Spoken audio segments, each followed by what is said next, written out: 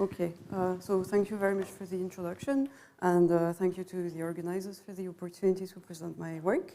So this is work I did partly during my PhD, and then some work I did during my postdoc, and this is all compiled together in a talk titled Entropic Effects and Solitons in Thermally Activated Magnetic Transitions.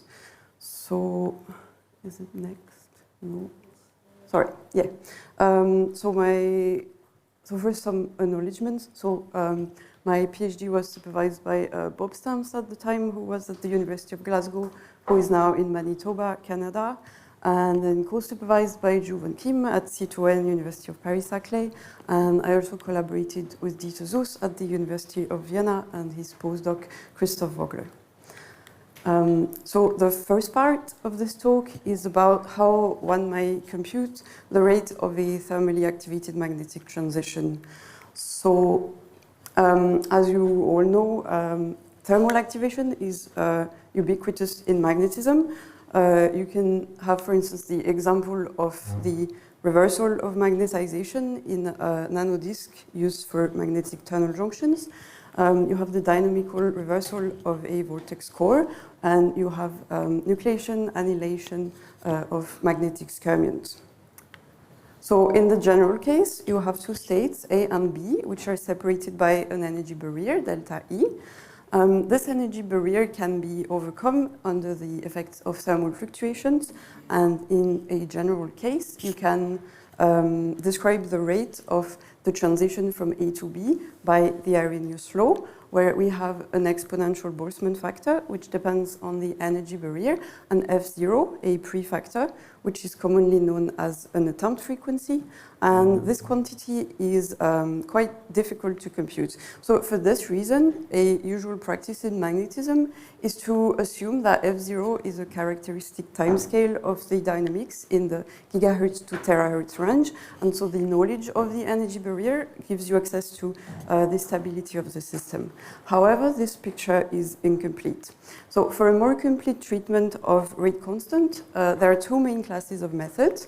So the first one is Kramer's type of methods. So these give an explicit expression for the Arrhenius prefactor, but at the cost of many hypotheses. Or a more general approach is to sample the stochastic dynamics of the magnetization. So this is more general, but it is more computationally costly. So in what follows, I'm going to expose the principle behind these two methods. So the first method, Kramer's method, the first prerequisite is the knowledge of the transition pathways. So the transition pathways are the minimum energy paths that link states A and B on the energy landscape by going over the lowest energy saddle point, which here is called S. So I did this with the geodesic nudged elastic band, or GNEB. So this method consists in minimizing the energy of an elastic band on the multidimensional energy surface, and it takes into account the fact that the magnetization lives on a curved manifold, hence the geodesic part.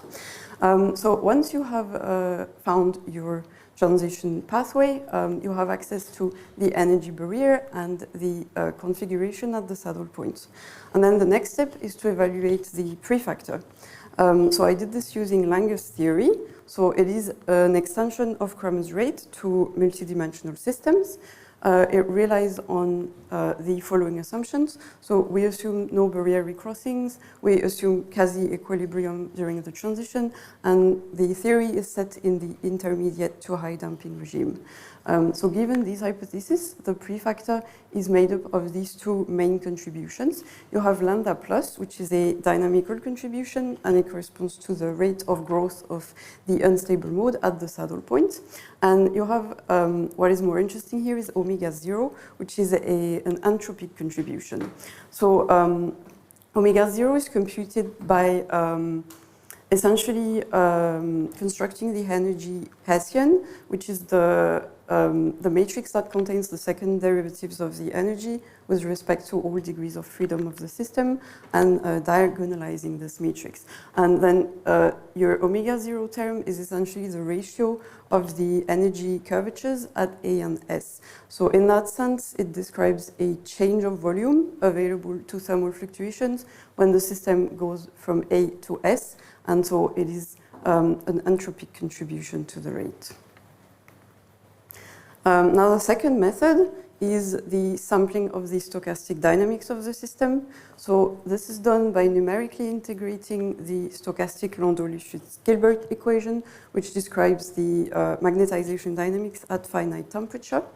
However, a brute force kind of sampling is valid only or feasible only for lifetimes of a few nanoseconds and below. So beyond that, the transitions become rare events on the scale of the simulations, and one needs a more efficient technique. So for this reason, I use the forward flux sampling method. I don't have a point. Okay, the forward flux sampling method, which is a method which is designed to sample rare events. So it works by computing the transition path ensemble between two stationary states A and B, and it can be applied in or out of equilibrium.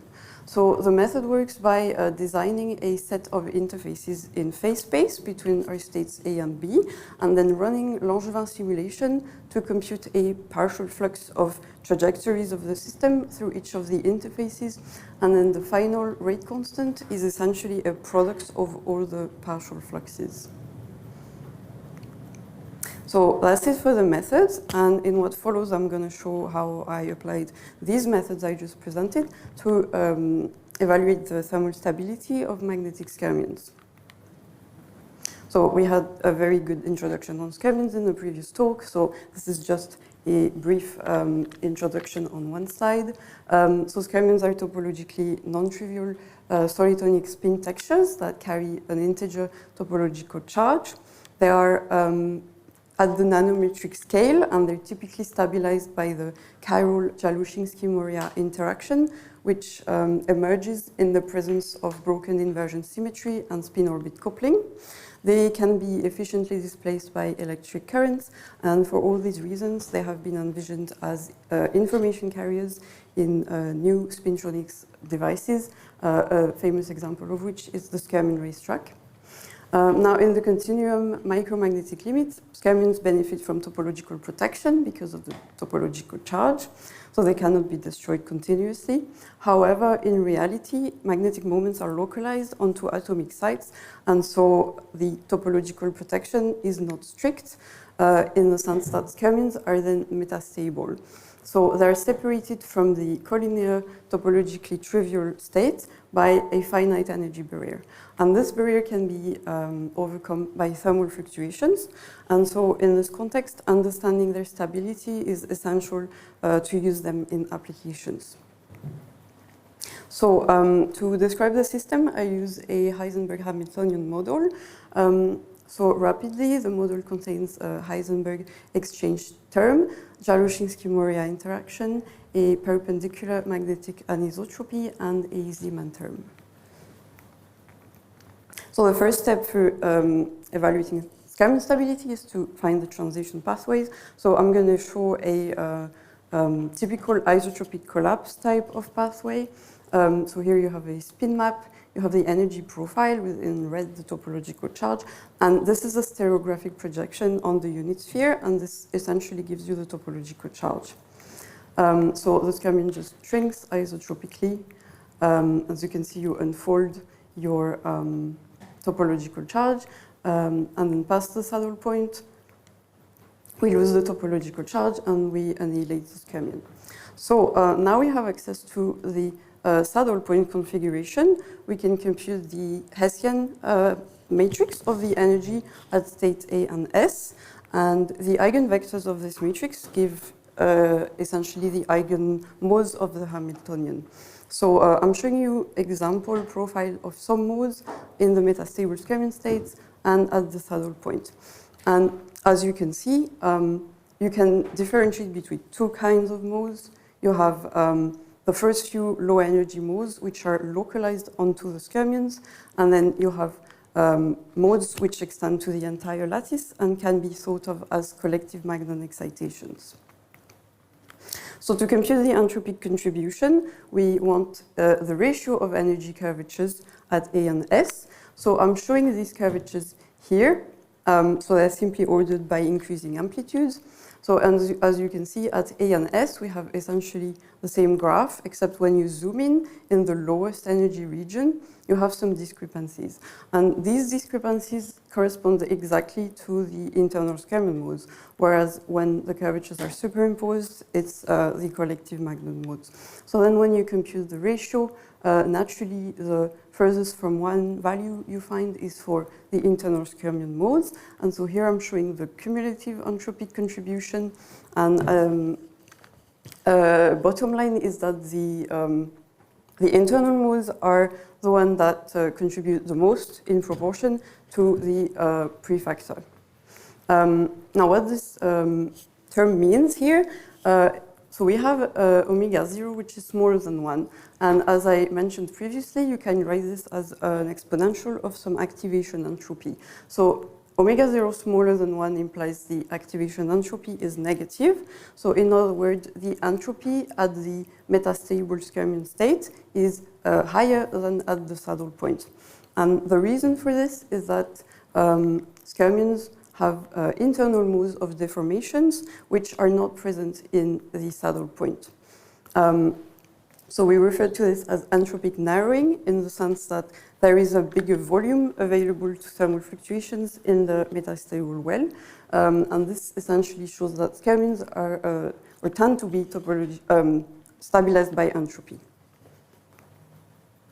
And lastly, I looked at the effect of a destabilizing magnetic field applied perpendicular to the skyrmion core. Here I'm showing the Arrhenius prefactor as a function of the field amplitude computed with Lange's theory and for truck sampling and also some direct Langevin simulations. So as you can see, we have a very good agreement of the methods. And the second observation here is that the prefactor varies by several orders of magnitude when varying the magnetic field. This is due to the important entropic contribution to the rate, and it shows that only the knowledge of the energy barrier is not enough to estimate the skyrmion stability. And this phenomenon was also predicted in palladium ion on iridium 111 and rhodium 111 from first principles calculations. So here. So that's it for the skyrmion part. And I'm now going to talk about a different system, which is nanodisks used in magnetic tunnel junctions and the information retention time in this system. So magnetic tunnel junctions are, for instance, already used for spin transfer torque magnetic random access memories. So in this system, the information is encoded as a collinear state of magnetization, where, for instance, 0 is coded by up state and A1 is coded for down state. And these two states are separated by an energy barrier, which can once again be overcome under the effect of thermal fluctuations. And in that case, this leads to information loss. So the information retention time is defined as the mean waiting time between two reversals. And again, it can be expressed by the Arrhenius law. And now in the field, a typical metric is the stability factor, which is the product of the Boltzmann factor at room temperature times the energy barrier. And it is often agreed that a stability factor of 50 or above will give you a 10-year stability. But this is assuming that the prefactor is equals to a few gigahertz. So we wondered if this is valid. Next, okay. So the system we studied is a perpendicularly magnetized nanodisk of cobalt ion borium, which is typically used for magnetic tunnel junctions. All the parameters were taken from this work here. We can write the micromagnetic energy density. So here we have three main terms, which are the exchange, effective anisotropy, and Jaloshinsky-Murray interaction. And in some cases, we did a full treatment of the dipole-dipole interaction with μmax3.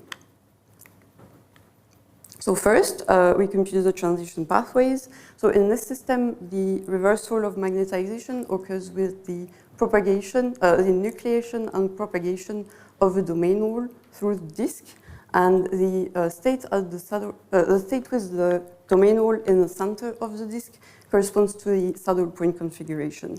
And here I'm showing some energy barriers as a function of increasing DMI and increasing anisotropy.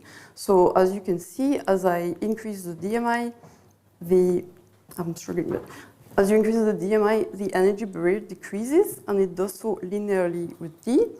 And as you increase the anisotropy, the energy barrier increases like square root of K. So far this is in agreement with the literature. What was more surprising was the retention rates. So again, they were computed with both Lange's theory and forward flux sampling. And I can go back on this later if someone asks, but essentially what I'm going to say here is we have a good agreement between Lange's theory and FFS. And so again, for varying DMI and anisotropy.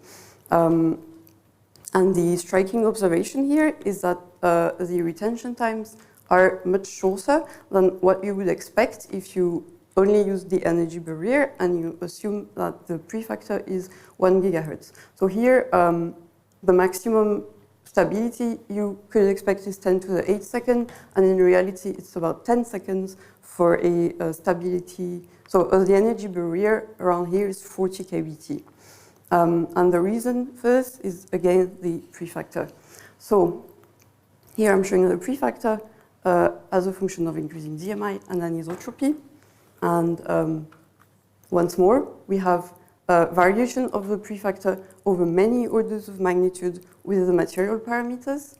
And most important, we have very large, seemingly unphysical values of the prefactor. So here we go up to 10 to the 17 hertz. So to explain what's happening, I need to talk a little bit about the Mayenelder rule, or entropy enthalpy compensation. So it is a phenomenon that has been observed in many fields of the natural sciences. So for instance, transport in semiconductors, chemical reactions, biological death rates, and so on. And it seems to concern processes with large energy barriers with respect to the fundamental excitations in the system. So a family of transitions follow the Mayenelder rule if the prefactor scales like an exponential of the energy barrier. And since the total change in free energy is the activation energy plus some activation entropy, we can rewrite our transition rate in this form with here a new prefactor, and then we have an exponential of the activation entropy and our Boltzmann factor. And so the Mayenelder rule follows if simply the entropy, the activation entropy scales like the energy barrier. So here I'm showing exactly this. I'm showing the activation entropy versus the energy barrier for increasing the anisotropy and the DMI. And as you can see, we have very straight lines. So this shows that the domain wall-mediated magnetization reversal obeys the Mayenelder rule, aka the prefactor scales like an exponential of the energy barrier. So to understand physically what is happening, we can offer two types of interpretations. The first one comes once again from Lange's theory, which tells me that the activation entropy is positive. So in other words, the entropy, this time at the saddle point, is higher than the entropy in the stable collinear state. And the reason for this is that the saddle point has a domain wall, and domain walls possess internal modes of deformation. So this is also, I can't, anyway, so it's also, so this is known that there exist low energy magnet modes that propagates only in domain walls. So here you can see the bottom graph, and these are not present in the collinear state. A second interpretation, which is more what you find in the literature, is that to overcome a large energy barrier, you need to combine small excitations. So then you have a multi-excitation process. So in order to reconcile both approaches, you can say that you have a large volume of the saddle point in configuration space, and so there are many pathways that lead to it. And in that sense, many pathways involve the excitations of many magnet modes. So in conclusion, what I have shown here is that skyrmines tend to be stabilized by entropy. So this is entropic narrowing with negative activation entropy, whereas the uniform magnetization in nanodisk tends to be destabilized by entropy. So we have a positive activation entropy and even a case of compensation where the entropy scales like the energy barrier. And in both cases, we have a state with a soliton, so either a skyrmine or a domain wall, which is a high entropy state, and this is due to the presence of internal degrees of freedom. And thank you for your attention.